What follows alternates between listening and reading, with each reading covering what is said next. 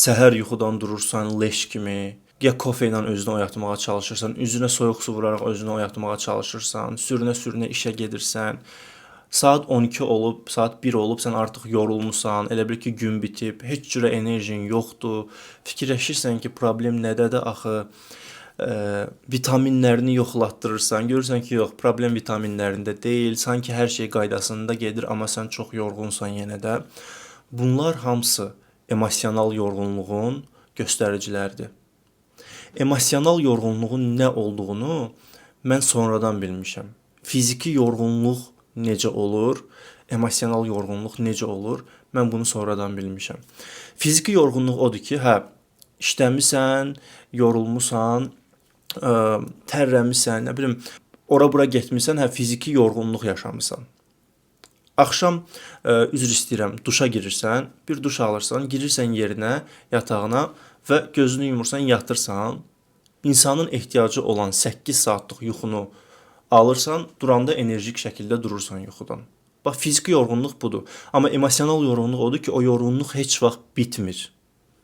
Bunun da səbəbi bizim iş mühitimizdən, ailə mühitimizdən irəli gəlir. Yəni ki, mən özümdə bunu analiz edib tapandan sonra ki, məndə emosional yorğunluq nədən irəli gəlir, bunun hamısını həll etmiş oldum. Və mənim öz işim olandan sonra, öz işimi qurandan sonra, sərbəst fəaliyyət göstərəndən sonra, düzdür, indi də işçilərim var, indi də məsuliyyətlərim. İndi məsuliyyətim korporativ dünyada məsuliyyətimdən 100 qat daha çoxdur. Məsuliyyət başqa şeydir. Emosional olaraq tükənmək başqa şeydir.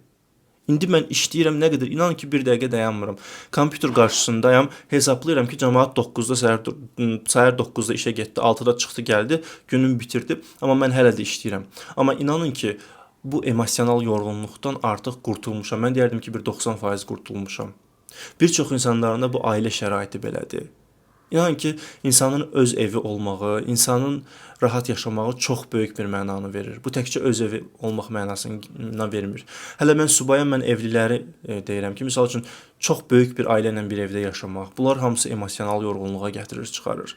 Hər zaman kimdənsə nəyisə gizlətməyə çalışmaq, biri nə bilim nəsə eləyir, deyir ki, bunu mamam bilməsin, biri deyir atam bilməsin, biri deyir bibim bilməsin, xalam bilməsin. Bir faktı əmidən gizlədilər, bir faktı dayıdan gizlədilər, bunu buna deyir. Belə həyat yaşamaq olar. Adam mən belə həyatı yaşaya bilmərəm. Bunlar hamısı insana emosional yorğunluq gətirir.